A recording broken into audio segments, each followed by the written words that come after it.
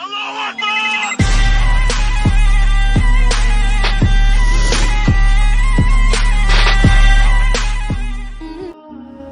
کو اس نے وہ خواب دیکھ لیا تھا کہ ایک ستارہ اٹھے گا اور پھر وہ گرے گا تو میری ساری سلطنت کو تباہ کر دے گا۔ نجومیوں سے اس نے پوچھ لیا، اس نے کہا کہ ایک بچہ پیدا ہوگا جو تیری سلطنت کو تباہ کرے گا۔ چاہیے تو یہ تھا کہ وہ توبہ کرتا، لیکن اس نے کیا کیا کہ اس نے بچوں کو قتل کرانا شروع کیا۔ یذبحون ابناءکم، ذبح کرا دیتا تھا تمہارے بیٹوں کو، اور بچیوں کو وہ زندہ رکھتا تھا۔ اللہ تبارک و تعالیٰ کی قدرت دیکھیے، رب بڑا ہی کریم ہے۔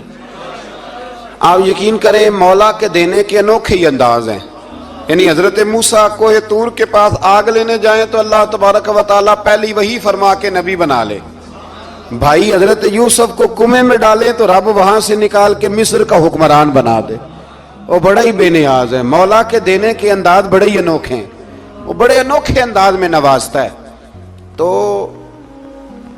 حضرت موسیٰ جب پیدا ہوئے تو ان کی والدہ نے پتہ کیا کیا، ان کو ایک صندوق میں بند کر کے دریا میں بہا دیا۔ اب دریا میں بہتے جا رہے ہیں تو ماں تھی تو پریشان بھی ہو گئی، ان کی ہمشیرہ کو کہنے لگی ذرا دھیان رکھنا کدھر جاتے ہیں۔ حضرت موسیٰ علیہ السلام دریا میں بہتے بہتے فرعون نے دریا کے کنارے مکان بنایا ہوا تھا۔ آپ کو پتہ ہے بادشاہوں کا ذوق ہوتا ہے، آج کل ہمارے جو حکمران ہیں انہوں نے اس کا نام فارم ہاؤس رکھا ہوا ہے، میرا فارم ہاؤس، اور پرانے زمانے میں لوگ ڈیرا کہتے تھے۔ تو اس نے بھی اس طرح کا فارم ہاؤس بنایا ہوا تھا۔ وہاں پہ حضرت موسیٰ علیہ السلام تیرتے ہوئے تابوت کے اندر، صندوق کے اندر جا رہے ہیں۔ فرعون اور ان کی بیوی حضرت آسیہ بے اولاد تھیں، بڑی تڑپ تھی بیٹے کی، وہ بھی وہاں کھڑی تھی۔ صندوق تیرتا ہوا آیا تو فرعون نے کہا کہ جاؤ پکڑ کے لاؤ دیکھو کیا ہے۔ جب وہ لے کے آئے نا تو آپ کی ہمشیرہ جو نگرانی کر رہی تھی پریشان ہو گئی کہ یہ تو اس کے ہاتھ لگ گئے، یہ تو اب مار ڈالے گا۔ لیکن جب خوبصورت اور چمکتا ہوا بچہ دیکھا تو بی بی آسیہ کہنے لگی یہ بنی اسرائیل کا ہے ہی نہیں، یہ تو پتہ نہیں کہاں سے بہتا ہوا یہاں آ گیا ہے، تو ایسے ہی چھوڑ، یہ پتہ نہیں کہاں سے ہے، رکھ نہ لیں، رکھ نہ لیں۔ تو حضرت موسیٰ علیہ السلام وہ کہنے لگا نہیں انہی کے ہیں، موسیٰ علیہ السلام اسی کے ہیں۔ تو آسیہ کہنے لگی تیرے تو سر پہ نا بس بھوت ہی سوار ہو گیا، ہر وقت وہی لوگ تجھے یاد رہتے ہیں، یہ پتہ نہیں کہاں سے بہ کے آیا ہے۔ اب رکھ لیا، مان گیا فرعون۔ آپ فرعون کے گھر میں جو اس لیے بچے مروا رہا تھا کہ میری سلطنت حضرت موسیٰ پیدا نہ ہو جائیں، تو اسی کے گھر میں پرورش پانے لگے، اسی کے گھر میں۔ اب عورتیں منگائیں گئی دودھ پلانے کے لیے، تو حضرت موسیٰ علیہ السلام کسی بی بی کا دودھ نہیں پیتے، تو آپ کی ہمشیرہ نہ وہیں دائیں بائیں گھومتی رہتی۔ تو کہنے لگی جناب آسیہ سے کہ میں ایک بی بی کو جانتی ہوں، بڑی صاف ستھری ہے، مجھے امید ہے یہ بچہ اس کا دودھ پیے گا۔ تو فرعون کہنے لگا دوڑ کے لا، تو وہ اپنی والدہ کو لے کے آئیں تو حضرت موسیٰ نے فوراً دودھ پینا شروع کر دیا۔ فرعون کو پھر تھوڑا شک ہوا۔ ایک روایت یوں بھی لکھی ہے بعض لوگوں نے کہ فرعون ایک دن اٹھایا ہوا تھا حضرت موسیٰ کی ابھی تھوڑی سی عمر تھی، تو آپ نے اس کی داڑھی پکڑ کے تو ایک گھونسا دے مارا، جلالی تو شروع سے ہے نا۔ تو کہنے لگا آسیہ تو مان نہ مان یہ بچہ وہی ہے۔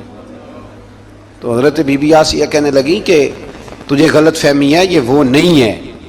اس نے کہا دیکھو نا یہ تو اٹھاتی ہے تو پیار کرتا ہے، اور میرے جب قریب آتا ہے تو اس کے لب و لہجے میں تلخی محسوس کرتا ہوں۔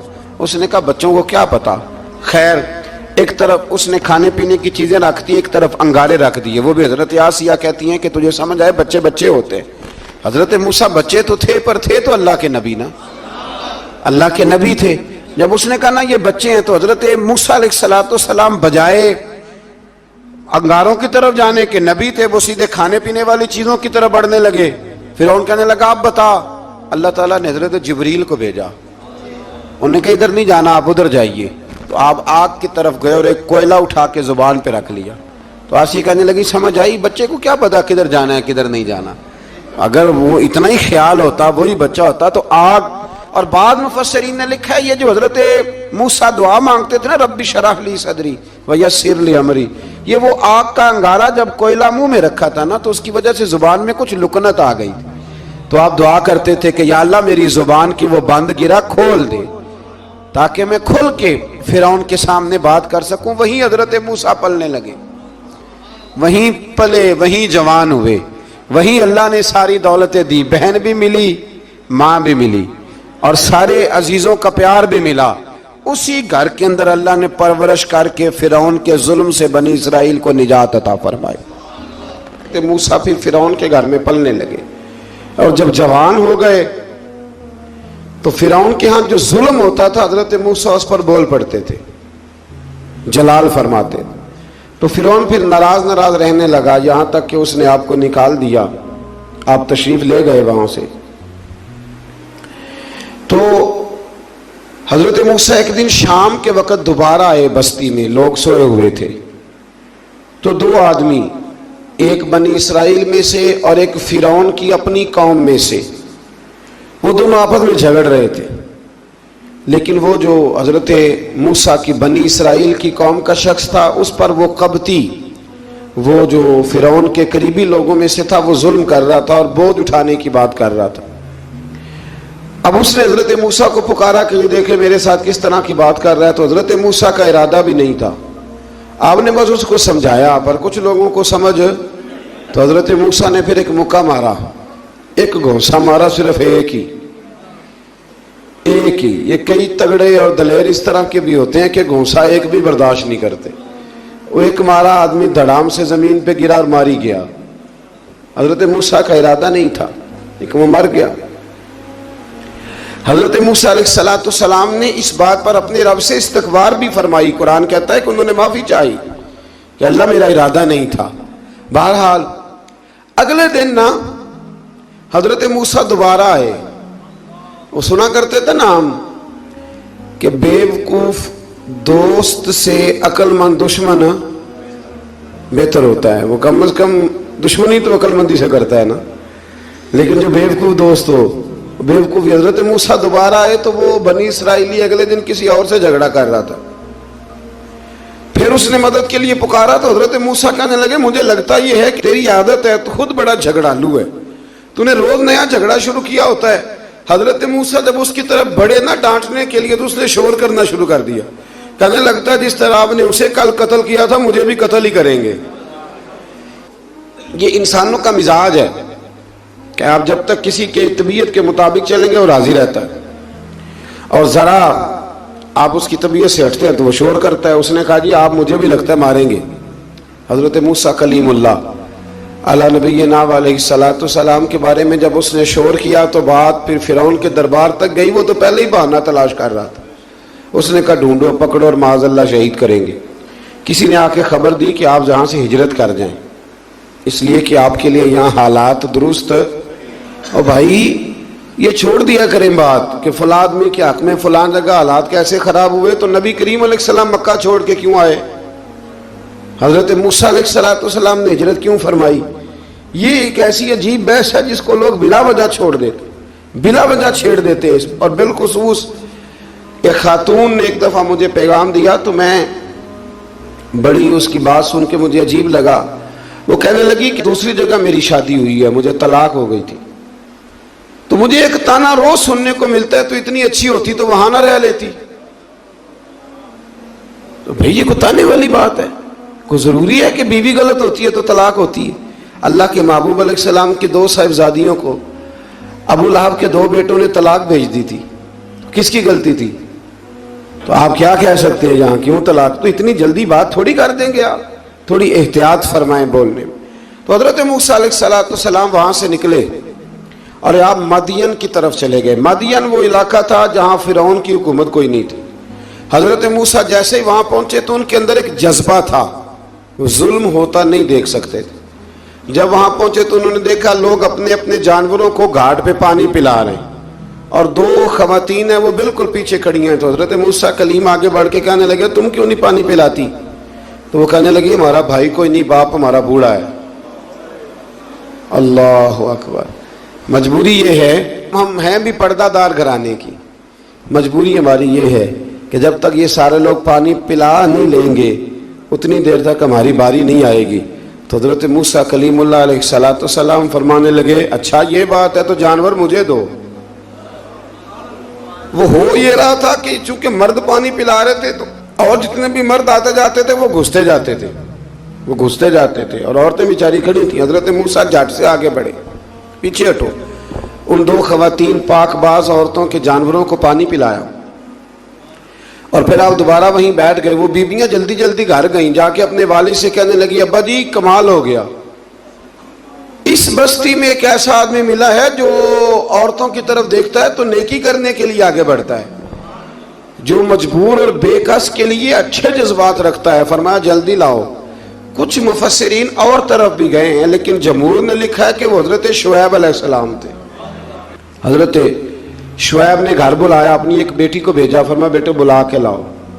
وہ جب گھر آئے تو آپ فرمانے لگے آپ میرے ساتھ اجرت طے کر لیں، 8 سال یا 10 سال آپ میری بکریوں کو چرائیں، میرے گھر میں رہیں۔ اور پھر فوراً ہی فرمانے لگے اگر آپ ہمارے گھر میں رہیں گے، دیکھ بھال کریں گے، تو میں اپنی ایک بیٹی کا نکاح بھی آپ کے ساتھ کر دوں گا۔ تو 8 سے 10 سال حضرت موسیٰ نے وہاں قیام فرمایا۔ اور پھر جب آپ کا نکاح ہو گیا تو آپ اپنی بیوی کو لے کے مصر کی جانب جا رہے تھے، تو رستے میں نا ٹھنڈ زیادہ ہو گئی، تو اپنی زوجہ سے کہنے لگے وہاں آگ جل رہی ہے، میں تیرے لیے آگ لے کے آتا ہوں تاکہ تو تاپ سکے، گرمی حاصل کر سکے۔ وہاں گئے تو درخت سے آواز آئی موسیٰ میں تیرا رب ہوں۔ درخت سے آواز آئی موسیٰ میں تیرا رب ہوں۔ اور حضرت موسیٰ کلیم اللہ کو وہاں وحی آنی شروع ہوئی، وہاں وہیں اللہ تعالیٰ نے انہیں وہ عصا عطا فرمایا جو پھر بعد میں اژدہا بنتا تھا۔ رب کریم نے وہیں حضرت موسیٰ کلیم کو وہیں ید بیضا عطا فرمایا۔ اپنا ہاتھ گریبان میں ڈال کے نکالتے تھے تو چاند اور سورج کی طرح روشنی دیا کرتا تھا۔ ید بیضا لیے بیٹھے ہیں اپنی میں کبھی کبھی کہا کرتا ہوں کہ مولا کے دینے کے انداز بڑے انوکھے ہیں۔ بھائی یوسف کو کنویں میں پھینکتے ہیں تو اللہ مصر کا حکمران بنا دیتا ہے۔ فرعون تکلیف دیتا ہے، بظاہر حضرت موسیٰ کو دیش سے نکالتا ہے تو اللہ تبارک و تعالیٰ انہیں نبوت کی دولت عطا کر دیتا ہے۔ تو یہ اللہ تبارک و تعالیٰ کی تقسیم ہے نا جی۔ اور مولا کے دینے کے انداز انوکھے ہیں، نرالے ہیں، بے نیاز ہے نا، جب دیتا ہے تو پھر کمال ہی کرتا ہے۔ تو پھر حضرت موسیٰ وہاں سے واپس آئے اور آ کر کے آپ ڈھیل دو اور جادوگروں کو جمع کرو۔ جادوگر آئے، انہوں نے فرعون سے کہا کہ ہم حضرت موسیٰ کے مقابلے میں جادو تو دکھائیں گے معاذ اللہ، لیکن اگر ہم غالب آ گئے تو پھر ہمارا انعام کیا ہوگا؟ سودا پہلے طے کرنا ہے، کیا انعام ملے گا؟ اس نے کہا کہ اگر تم غالب آ گئے تو میں تمہیں اپنا قریبی بنا لوں گا۔ بادشاہوں کا قریبی ہونا بھی تو بڑی بات ہے نا، لوگ بڑے پاپڑ بیلتے ہیں قریبی ہونے کے لیے۔ اور یہ جو قریبی ہوتے ہیں نا، بالخصوص جو بادشاہوں کے قریبی ہوتے ہیں، بادشاہوں کی تباہی کا سبب بھی یہی لوگ ہی بنتے ہیں۔ یہ ان کو روز خبر دیتے ہیں کہ سب اچھا ہے، سب اچھا ہے۔ اور دنیا کے زیادہ تر حکمران انہی لوگوں کی وجہ سے تباہ ہوتے ہیں، چونکہ ان کا خود عوام سے رابطہ نہیں رہتا۔ اگر وہ خود عوام کے ساتھ ڈائریکٹ رابطہ کریں تو شاید انہیں اچھی اور صاف ستھری چیزیں سمجھنے کو مل جائیں۔ خیر، جادوگروں نے جب کہا ہمیں کیا دو گے تو اس نے کہا تمہیں قریبی بنا لوں گا۔ جادوگروں نے موسیٰ علیہ السلام سے کہا کہ آپ پہل کریں گے یا ہم پہل کریں؟ تو موسیٰ علیہ السلام نے کہا تم پہل کرو۔ جب جادوگروں نے اپنی رسیاں زمین پہ ڈالیں تو لوگوں کی نگاہوں کو سحر زدہ کر دیا، جادو کر دیا اور انہیں ڈروا دیا۔ انہوں نے کہا یہ تو بڑا جادو لے آئے۔ اللہ تعالیٰ نے حضرت موسیٰ علیہ السلام کو حکم دیا کہ آپ بھی اپنا عصا زمین پہ ڈالیں۔ ان کی رسیاں سانپ بن گئی تھی نا، دراصل وہ سانپ بنی نہیں تھی، لوگوں کی آنکھوں پر جادو ہو گیا تھا، انہیں سانپ نظر آ رہا تھا۔ فرمایا آپ بھی اپنا عصا زمین پہ ڈالیں۔ وہ عصا سانپ بنا اور جادوگروں کی ساری چیزوں کو نگل ہی گیا۔ ان کی بہت ساری رسیاں سانپ بنی تھی، ان کا ایک ہی عصا سانپ بنا اور سب کو نگل گیا۔ اس طرح کے معجزے کی حقانیت اور جادوگروں کا بطلان ثابت ہوا اور فرعونی رسوا ہو گئے۔ جادوگر سجدے میں گر گئے اور اللہ پر ایمان لے آئے۔ فرعون نے انہیں دھمکی دی کہ تم میری اجازت کے بغیر ایمان لے آئے ہو، میں تمہارے ہاتھ اور پاؤں مخالف سمت سے کاٹ دوں گا، یعنی الٹا ہاتھ کاٹ دوں گا، سیدھا پیر کاٹ دوں گا، میری بغیر اجازت ایمان لے آئے ہو، اور تمہیں سولی پہ بھی چڑھوا دوں گا۔ انہوں نے کہا کہ ایمان لانے کی پاداش میں تم ہمیں سزا دینا چاہتے ہو؟ پھر انہوں نے اللہ تعالیٰ سے صبر اور استقامت کی دعا کی اس کے بعد فرعون نے بنی اسرائیل کے بیٹوں کو قتل کرنے کی اور بیٹیوں کو زندہ چھوڑنے کا حکم دے دیا۔ موسیٰ علیہ السلام نے قوم کو صبر کی تلقین کی اور کہا کہ نیک انجام اہل تقوی کے لیے۔ یہاں ایک لطیف بات ہمارے صوفیاء نے بھی لکھی ہے۔ صوفیاء کہتے ہیں کہ فرعون نے کلمہ نہیں پڑھا پر جادوگر کلمہ پڑھ گئے۔ وہ کس طرح کلمہ پڑھ گئے؟ تو کہنے لگے دراصل انہوں نے آتے ہی حضرت موسیٰ کا ادب بڑا کیا تھا۔ جادوگر حضرت موسیٰ کے مقابلے میں آ کے بھی ان سے کہتے ہیں کہ رسیاں آپ پہلے ڈالیں گے کہ ہم ڈالیں، آپ اصحاب پہلے رکھیں گے کہ ہم رکھیں؟ تو اتنا سا ادب کیا تو رب کریم نے فرمایا جو نبی کا ادب کرے وہ بے ایمان نہیں رہ سکتا، جو نبی کا ادب کرے وہ بے ایمان نہیں رہ سکتا، اور جو نبی کی بے ادبی کرے وہ ایماندار نہیں رہ سکتا۔ ختم ہو گئی بات۔ یہاں ہمارے صوفیاء نے یہ بات لکھی ہے کہ چونکہ انہوں نے آتے ہی کہا تھا کہ آپ پہلے ڈالیں گے یا ہم پہلے ڈالیں، تو حضرت موسیٰ سے انہوں نے پوچھ لیا، نبی کے پوچھے بغیر پہل نہیں کی تو اللہ نے انہیں ایمان کی دولت عطا کر دی۔ اللہ تعالیٰ نے فرعونیوں پر قحط سالی کا عذاب نازل کیا۔ فرعونیوں کا طریقہ یہ تھا کہ اچھائی کو اپنا کمال گردانتے تھے، کہتے تھے یہ ہماری طرف سے، اور برائی کو معاذ اللہ بدشگونی کے طور پر موسیٰ علیہ السلام کی طرف منسوب کرتے تھے، کہتے تھے معاذ اللہ آپ کی وجہ سے یہ سارا کچھ ہو رہا ہے۔ ہوتے نا نہیں کہتے ہیں جب سے میں وہاں گیا ہوں تب سے، ہمارے بزرگ ایک لطیفہ بھی سنایا کرتے تھے کہ کسی زمیندار نے نماز پڑھنی شروع کی تھی تو اس کے جانور مرنے شروع ہو گئے۔ اب لوگ سمجھتے ہیں کہ معاذ اللہ شاید یہ کسی بزرگ کے سبب سے ایسا ہے، حالانکہ یہ تو اللہ کی طرف سے آزمائش ہوتی ہے، اس کی حکمتیں ہوتی ہیں۔ اللہ تبارک و تعالیٰ نے ان پر عذاب کیا نازل کیا؟ آیت نمبر 130 اور 143 کا بھی آپ سورہ اعراف کی پڑھیں تو اللہ تعالیٰ نے ان پر ٹڈیوں کا، جموں کا، مینڈکوں کا اور خون کا عذاب نازل کیا۔ یہ کس قسم کا عذاب ہے؟ جمعے پڑ گئیں، ٹڈیاں آ گئیں، یہ اللہ نے عذاب نازل کیا۔ جب وہ عذاب میں مبتلا ہوئے تو موسیٰ علیہ السلام سے کہا کہ آپ اللہ سے دعا کریں کہ ہم سے یہ عذاب ٹل جائے۔ تو پھر اللہ تبارک و تعالیٰ نے بنی اسرائیل کو سمندر پار کر کے ایسی قوم کے پاس پہنچا دیا جو بتوں کی پرستش کرتی تھی، وہ تو بچ گئے لیکن فرعونی سارے دریا کے اندر غرق ہو گئے۔ حضرت موسیٰ علیہ السلام سے کہنے لگے کہ ہمارے لیے بھی یہ خدا بنا دیجئے۔ حضرت موسیٰ علیہ السلام نے فرمایا بت پرستی کرنے والے جاہل ہیں۔ یہ بت پرست قوم کے پاس جب گئے نا بنی اسرائیل والے، بت پوجتے ہوئے دیکھا تو کہنے لگے ہمارے لیے بھی سامنے بنا کے رکھ دو۔ فرمایا یہ تو جاہل ہیں، تم انہیں دیکھ کے اثر قبول کر رہے ہو، اور اپنی جاہلیت کے باعث یہ ہلاک ہونے والے بھی ہیں۔ پھر اللہ تعالیٰ نے بنی اسرائیل پر اپنی نعمتوں کا ذکر فرمایا، اور موسیٰ علیہ السلام نے اپنی قوم میں ہارون علیہ السلام کو اپنا جانشین فرمایا اور کوہ طور پر تشریف لے گئے۔ اللہ نے فرمایا وہاں آ جائیں، میں آپ کو تورات عطا کرتا ہوں۔ 40 دن کا یہ عرصہ تھا۔ موسیٰ علیہ السلام نے وہاں پہ جا کے، وہ سارا واقعہ بھی انہی آیات میں ہے کہ حضرت موسیٰ نے عرض کیا تھا کہ رب ارنی، یا اللہ میں تجھے دیکھنا چاہتا ہوں، تو فرمایا لن ترانی، تو نہیں دیکھ سکتا۔ وہ بھی یہاں اللہ نے ذکر فرمایا۔ پھر اللہ تعالیٰ نے اپنی ایک تجلی جب کوہ طور پہ ڈالی تو حضرت موسیٰ علیہ السلام تاب نہ لا سکے اور بے ہوش ہو گئے، اور پہاڑ بھی ریزہ ریزہ ہو گیا۔